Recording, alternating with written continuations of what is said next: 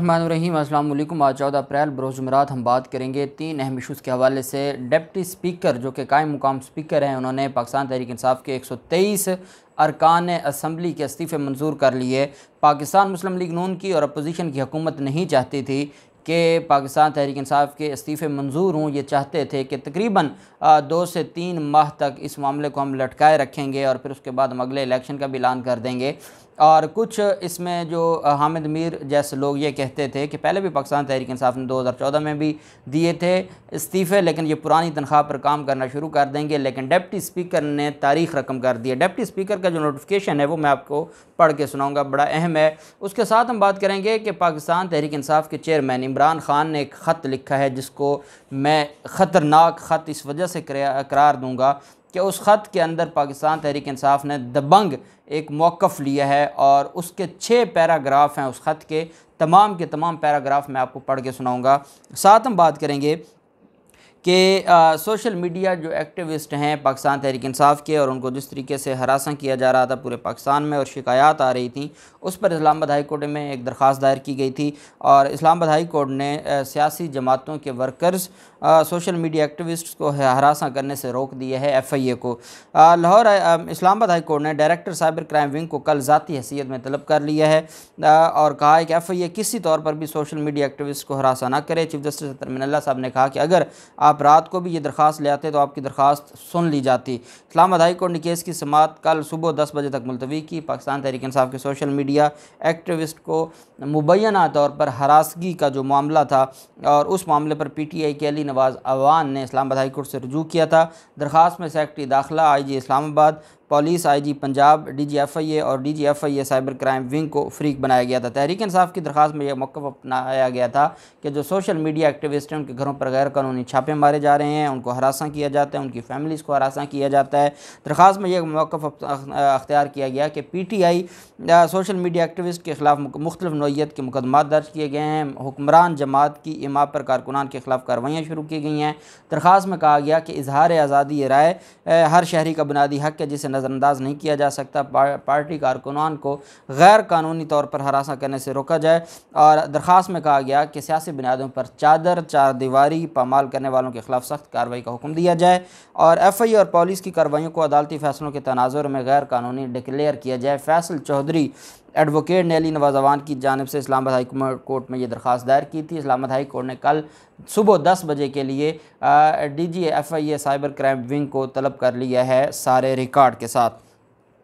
दूसरी तरफ जो आज एक मामला, एक तो चलें कोई चीज़ तो बेहतर हुई है और वो है DG ISPR की तरफ से जो आज प्रेस कॉन्फ्रेंस की गई है और उसमें जो बैरूनी साजिश है वो फरमाते हैं कि साजिश का वर्ड इस्तेमाल नहीं हुआ, लेकिन जो मुदाखलत का मामला है या जो सिक्योरिटी कमेटी का, कौमी सलामती कमेटी का अलामिया है, उसमें हम मौजूद थे और वो सारे का सारा मामला हमारी मर्ज़ी से हुआ है जो अलामिया आया है। और साथ जो साबिक़ वज़ीर-ए-आज़म इमरान ख़ान ने अपना रूस का दौरा किया है वो भी हमारी कंसेंट से था। इस वजह से मुदाखलत को वो तस्लीम करते हैं कि हाँ मुदाखलत हुई है क्योंकि अलामिया में इसका ज़िक्र है, लेकिन मुदाखलत के अलावा जो मामला है जिसकी वजह से ये बात की जा रही है कि ये साजिश है, साजिश नहीं है और ये मुदाखलत है, इस पर हमने देखा कि कुछ सियासी जमातों के लोग बड़ी खुशियां मना रहे हैं।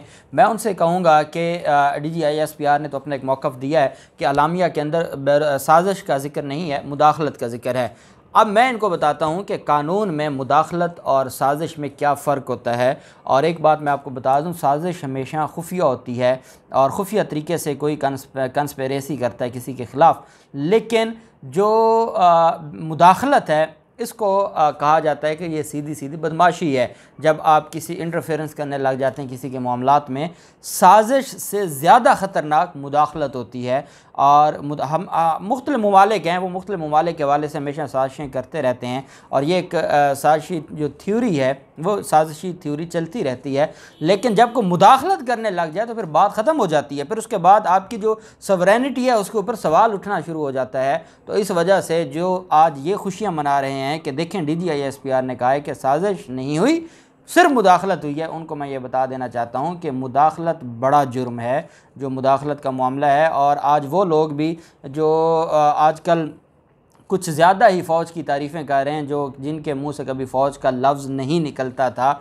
और आजकल वो मरीम नवाज़ हो गई, बिलावल जरदारी हो गए, ये वो लोग हैं जो आजकल चाहे जैसे भी इनका सॉफ्टवेयर अपडेट हुआ है या मामलात जैसे भी हुए हैं, लेकिन आजकल बहुत तारीफ़ें कर रहे हैं जो कौम को नहीं हज़म होती कि कल तक ये कुछ कहते थे, आज ये अचानक से इतने अच्छे कैसे हो गए कि हमारे इदारों के बारे में इतनी अच्छी गुफ्तगू करने लग जाएँ। बहरहाल ये चीज़ें बड़ी दिलचस्प होती जा रही हैं और जो मामलात हैं वो बड़े दिलचस्प होते जा रहे हैं। एक सलीम साफ़ी ने कहा था, जो इमरान ख़ान को थप्पड़ मारने का, कि DGISI ने थप्पड़ मारा है, और ये भी 9 अप्रैल की रात का एक ट्वीट किया गया था। उस पर भी DGISI को जो DGISPR हैं उनको वजाहत कर देनी चाहिए थी। उसकी वजह यह है कि इन लोगों को भी जवाब देना होगा। अगर BBC ये कहे कि जो 9 अप्रैल की रात आर्मी चीफ भी और DGISI भी गए हैं वज़ीर आज़म हाउस में, और उसकी तरदीद कर दी जाती है और कहा जाता है कि इंतहाई उनकी तरफ से गलत बात की गई है, तो इनकी तरफ से भी गलत बात की जाती है, इसकी भी तरदीद होनी चाहिए, ताकि ये कौम ये समझे, कौम ये सोचे कि जहाँ इदारों की अपनी जो इंटेग्रिटी है, वहीं पे उस वक्त की हुकूमत की भी एक इंटेग्रिटी है और उसके ऊपर भी बात करना ज़रूरी होता है। बहरहाल कुछ चीज़ें क्लियर हो गई हैं, कुछ चीज़ें कंफ्यूज हो गई हैं और मामला कहाँ जाता है, अल्लाह पाक हमारे मुल्क पर रहम करे। अब हम आ जाते हैं जो आज डिप्टी स्पीकर की तरफ से आज एक काम किया गया है, और डिप्टी स्पीकर कासिम सूरी वो इनकी जड़ों में बैठ गए हैं। डिप्टी स्पीकर का बड़ा अच्छा किया था इन्होंने, जो उनका रिज़ाइन नहीं दिलवाया था। कौमी असम्बली के डिप्टी स्पीकर ने कहा कि उन्हें बहसीत कायम मुकाम स्पीकर पाकिस्तान तहरीक इंसाफ के 123 अरकान के इस्तीफ़े मंजूर कर लिए हैं। ये 2 दिन से वहाँ पर लड़ाई शुरू थी। कौमी असम्बली जो सेक्रेटरीट है, उसमें जो सेक्रेटरी कौमी असम्बली हैं वो नहीं इस्तीफ़े मंजूर करने दिए जा रहे थे। वो कहते थे कि हम इस पर एक एक फ़र्दन एक एक अंगूठे चेक करेंगे, हम उनके थंब इम्प्रेशन के साथ साथ हम उनसे सवाल जवाब करेंगे, पूरी जो इन्वेस्टिगेशन के बाद मंजूर होंगे। वो कहते हैं कि जब वो सारी कौम के सामने कह के गए कि हम इस्तीफ़े दे रहे हैं, फिर आपको किस चीज़ की वेरिफिकेशन की ज़रूरत है। उस पर आज उन्होंने कहा कि इस्तीफ़े 123 अरकान कौमी असम्बली के 125 अगर हम कहते हैं कि 155 थे, तो उनमें से 123 के तो आज मंजूर हो गए हैं। और कासिम सूरी ने कहा है कि पाकिस्तान तहरीक इंसाफ कौमी असम्बली के इस्तीफ़े रूल्स और ज़ाब्ते के तहत मंजूर किए गए हैं। उन्होंने जो ऑर्डर जो जारी किया है, जो इसके अंदर आज नोटिफिकेशन या ऑर्डर जिसे कह सकते हैं, कहते हैं कि I have received requisitions of 125 members of national assembly belonging to Pakistan Tehreek Insaf as earlier announced in the house by Makhdoom Shah Mahmood Qureshi deputy parliament leader PTI on 11 April 2022। कहते हैं कि 11 अप्रैल 2022 को जो शाह महमूद कुरैशी ने अनाउंस किया था, उसके मुताबिक मैंने ये किया है। और साथ वो कहते हैं कि मैंने आइन के रूल के मुताबिक और जो मुख्तलिफ़ कवानीन हैं उसके मुताबिक इन सारी की सारी चीज़ों को मैं समझता हूँ कि कानून के मुताबिक देखा जाना चाहिए, और कानून ये कहता है कि इन इस्तीफ़ों को मंजूर होना चाहिए, और इसमें कोई ऐसी चीज़ नहीं है कि जिसको मंजूर नहीं होना चाहिए। टोटल ये 125 इस्तीफ़े थे, 125 में से 123 के इस्तीफ़े मंजूर कर लिए हैं। और कौमी असम्बली के इस्तीफ़ों की तस्दीक जिनकी नहीं हो सकी, उसमें NA-12 से मुंतखब प्रिंस मोहम्मद नवाज़ और NA-47 से जवाद हुसैन ये शामिल हैं, और इनको तस्दीक के लिए कहा है कि उनकी तस्दीक मज़ीद की जाएगी। अब हम आ जाते हैं चेयरमैन पाकिस्तान तहरीक इंसाफ की तरफ से जो इलेक्शन कमीशन को ख़तरनाक ख़त लिखा गया है, और conveying the decision of Pakistan Tehreek Insaf through it's chairman mister Imran Khan in terms of chapter 6 section 104 of election act 2017 along with other enabling LIGO constitutional provisions. ये उनकी तरफ से कहा गया है। और नीचे पहला पैरा चेयरमैन की तरफ से जो लिखा गया ख़त, that Pakistan Tehreek Insaf is largest political party of the country duly formed and registered in terms of chapter 11 of the Election Act 2017। सबसे बड़ी पाकिस्तान की सियासी जमात पाकिस्तान तहरीक इंसाफ है। That PTI as the largest parliamentary party in the centre and other provinces back the highest number of votes and therefore large number of its nominees were selected on the proportional representation as member of the National Assembly on the women seats and minority seat। जो reserve Kota है उसका जिक्र किया गया कि क्योंकि सबसे ज़्यादा हमारी सीटें थी, उस वजह से हमें ज़्यादा हिस्सा दिया गया। जो प्रोपोर्शनल कोटा था उसमें विमेन का और माइनॉरिटीज़ का। That in wake of foreign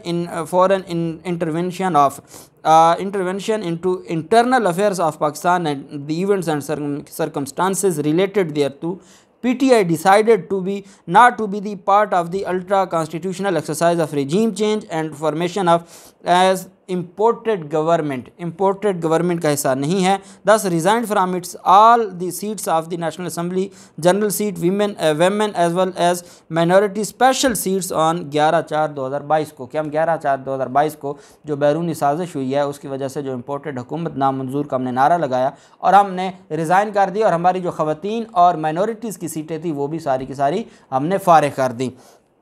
That thereafter there is no representative of PTI in National Assembly.